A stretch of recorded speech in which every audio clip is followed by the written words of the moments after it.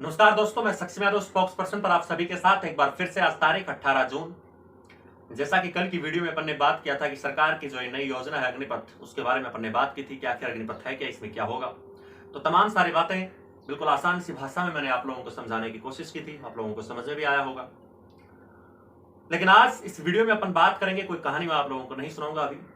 आज इस वीडियो में अपन बात करेंगे कि जो ये अग्निपथ योजना है, इसको सरकार लागू क्यों करना चाहती है, इसके पीछे वजह क्या है, आखिर क्यों अग्निपथ योजना को बनाया गया। तो इसके पीछे के जो कारण हैं वो इस वीडियो में बिल्कुल आसान सी भाषा में हम समझने की कोशिश करेंगे। वीडियो को करते हैं शुरू। कर लीजिए फुल स्क्रीन, शुरू से लेकर अंत तक बिना स्किप की वीडियो को पूरा देखना। चलिए, सबसे पहले अग्निपथ बनाया क्यों गया। तो जैसा मैंने बताया था कि इससे क्या हुआ कि हमारे जो भारतीय सैनिक हैं उनकी जो औसत उम्र है वो कम होगी। सेना में ज्यादा से ज्यादा युवा भर्ती हो सकेंगे, अपनी सेवाएं दे सकेंगे, क्योंकि युवाओं की जो क्षमता होती है वो ज्यादा होती है। युवा ज्यादा प्रोडक्टिव होते हैं, ज्यादा एनर्जी होती है, ज्यादा जोश जुनून होता है युवाओं में। तो उसका फायदा हमारी देश की रक्षा, हमारे देश की सेनाओं को पहुंचेगा। फिलहाल भारतीय सैनिकों की जो औसत उम्र है, अगर मैं बात करूं तो वह है 32 साल, जबकि अमेरिकी सैनिकों की जो औसत उम्र है वह है 27 साल। ब्रिटेन के सैनिकों की औसत उम्र 30 साल है। यानी हमारे जो सैनिक है उनकी औसत उम्र इन सैनिकों के मुकाबले ज्यादा है, या हम कह सकते हैं कि भारतीय सेना बूढ़ी हो गई है। इस योजना की वजह से, अग्निपथ योजना की वजह से अगले कुछ सालों में भारतीय सैनिकों की औसत उम्र 32 साल से घटकर 26 साल हो जाएगी।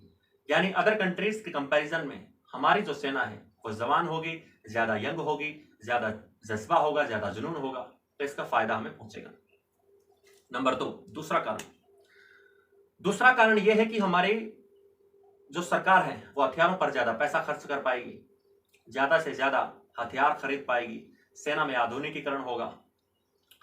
अब तक सरकार को अपने रक्षा बजट का आधे से ज्यादा हिस्सा, यानी सरकार जो रक्षा जो बजट होता है उसका आधे से ज्यादा हिस्सा सैनिकों की तनख्वाह और पेंशन पर खर्च हो रहा है। तो वो खर्चा बचेगा। इसलिए जब ये योजना लागू होगी अग्निपथ, तो उससे क्या होगा कि रक्षा बजट का आधे से ज्यादा जो पैसा खर्च हो रहा है तनख्वाह और पेंशन पर, वो बच जाएगा। अगर मैं बात करूं वर्ष 2020 और 21 की, तो भारत का रक्षा बजट 4,85,000 करोड़ रुपए का था, जिसमें से 28% यानी 1,34,000 करोड़ रुपया सरकार ने तनख्वाह देने पर खर्च कर दिया।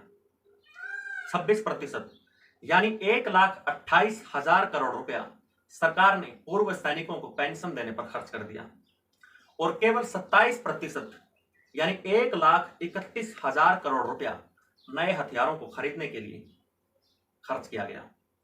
यानी रक्षा बजट का 54% हिस्सा, 54% जो हिस्सा है वो सिर्फ सैलरी और तनख्वाह में खर्च हो जाता है। इस योजना के बाद, अग्निपथ योजना के बाद, पेंशन और तनख्वाह के खर्च को कम किया जा सकेगा। अगर मैं बात करूं, जो ध्यान देने लायक बात है वो ये कि हमारे देश में आज के वक्त 32 लाख पूर्व सैनिकों को पेंशन देती है हमारी सरकार।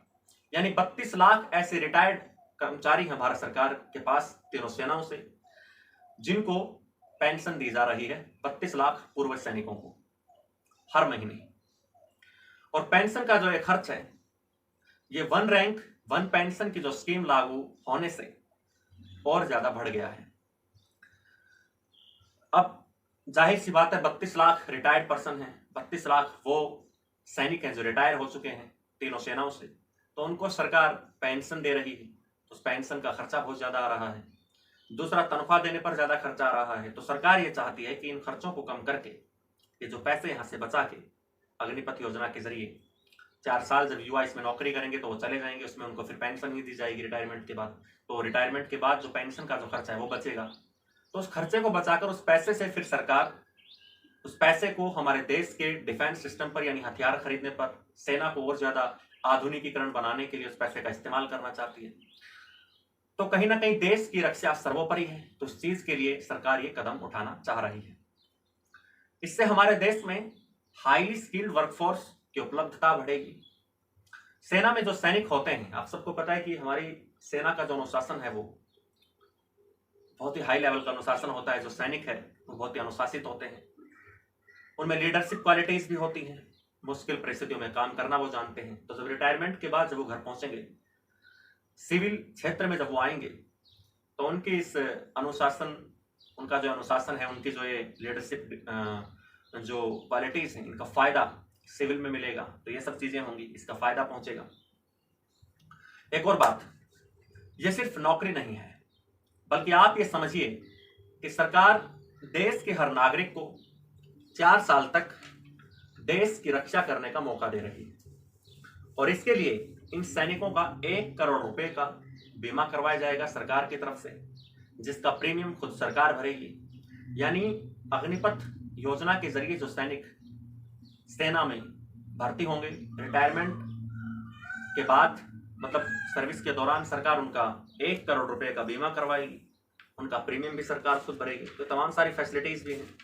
तो कुल मिला के बात यह है कि अग्निपथ योजना को जो शुरू किया गया या शुरू करना चाहती है सरकार, उसके पीछे वजह यह है कि एक तो सेना को नए जवान, यंग खून मिलेगा, जोश से भरा हुआ।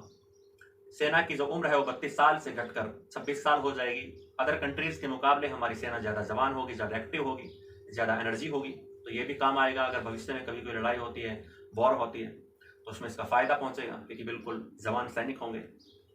दूसरा कि रक्षा बजट का 54% हिस्सा जो है वो तनख्वाह और पेंशन में जा रहा है, तो पैसा बचेगा। उस पैसे से फिर सरकार हथियार खरीदेगी सेना के लिए, नए नए, सेना का आधुनिकीकरण होगा।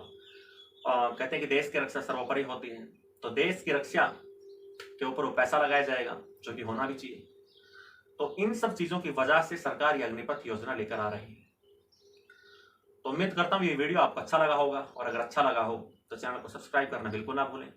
अगर आपकी कोई भी राय हो इस अग्निपथ योजना के बारे में तो आप कमेंट सेक्शन में करके बता सकते हैं। और चैनल पर बने रहिए, और मिलते हैं फिर किसी और वीडियो के साथ।